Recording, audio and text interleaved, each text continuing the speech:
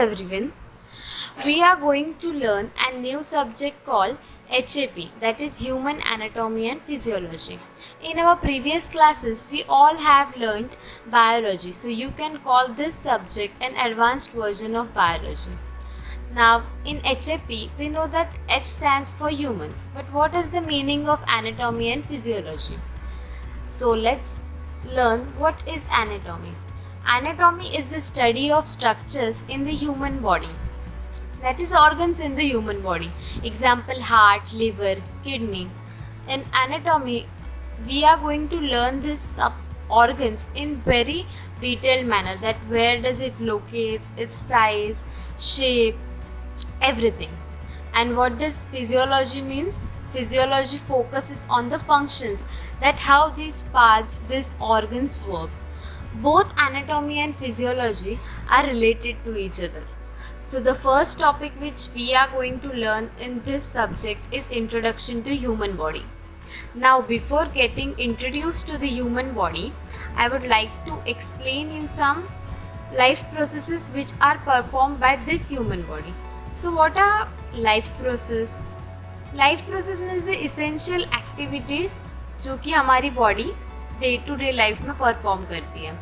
So the important life process includes first is nutrition.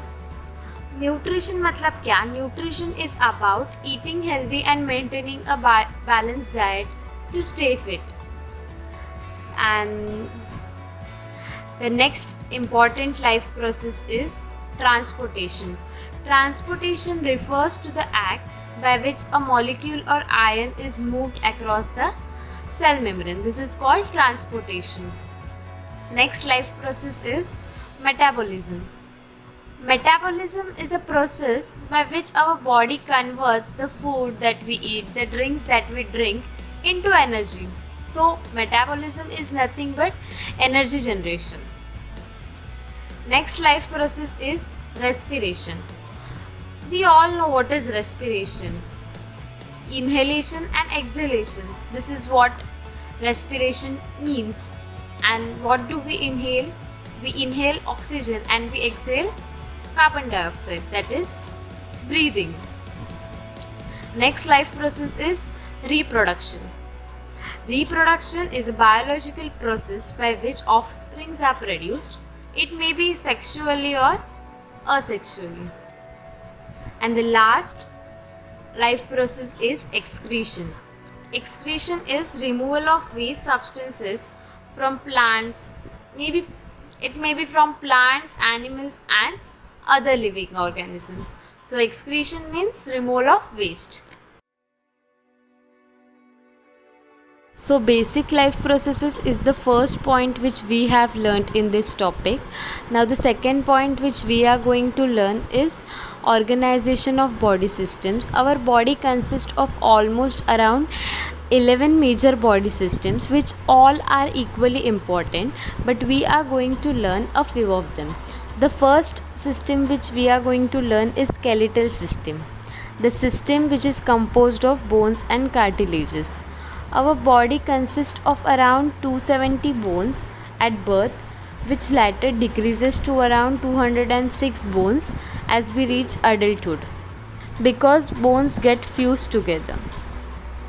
Bones and cartilages along with ligaments and tendons helps in protecting and supporting the body and the internal organs of the body. It also helps in blood cell formation and storing minerals and fats. The second system which we will be learning is digestive system. It is a very important system as it conducts digestion, that is involves breakdown of food into smaller and smaller components. Digestive system consists of a gastrointestinal tract which involves the organs mouth, esophagus, stomach, small intestine, large intestine and anus.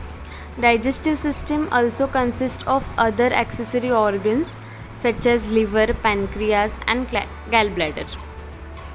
Now the GI tract is very important as the food that we take is through the mouth.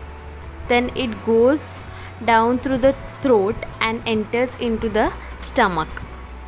The stomach has digestive juices called pepsin, gastric juice, hydrochloric acids. These chemicals make easy for the body to use the food as fuel. Later the food moves to the small intestine where bile juice comes and help in breakdown so body can take nutrients. And the parts which body does not need goes into the large intestine and the waste leaves body through the anus. In this way digestion occurs. So the next system which we will be learning is reproductive system. Now reproductive system is a system of organs and parts which function in reproduction of offspring, that is formation of a new generation. Now reproductive organs in males are testes, penis, seminal vesicles, prostate and urethra, while the reproductive organs in females are ovaries, fallopian tubes, uterus and vagina. Now what are the functions of this reproductive system? Reproductive system helps in producing eggs and sperms, in which eggs are produced in ovaries, that is a female organ, while the sperms are produced in testicles, that is in males. Reproductive system also helps in transporting and sustaining these cells. The developing offsprings are even nurtured and nourished in reproductive system. This system also helps in producing hormones. So this was all about reproductive system. So the next system is cardiovascular system, which is also known as circulatory system. Now, cardiovascular system is a system made up of blood vessels that carry blood away from and towards the heart. Now, arteries carry blood away from the heart and veins carry blood back to the heart. Cardiovascular system also permits blood to circulate oxygen, carbon dioxide, hormones and blood cells to and from the cells in body to provide nourishment. It also helps in fighting diseases, stabilizing temperature and pH. So circulatory system circulates blood. Now circulatory system also includes lymphatic system, in which lymph is circulated from tissues into the blood.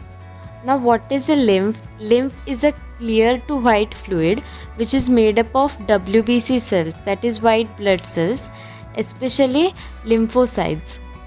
So lymphocytes are the cells that attack the bacteria in the blood, and the passage of lymph is much longer than that of the blood.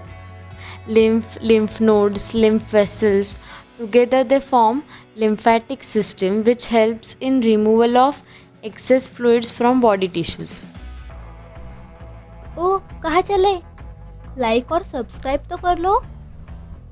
अभी कर ही दिया है तो bell icon पर भी click कर दो। Thank you.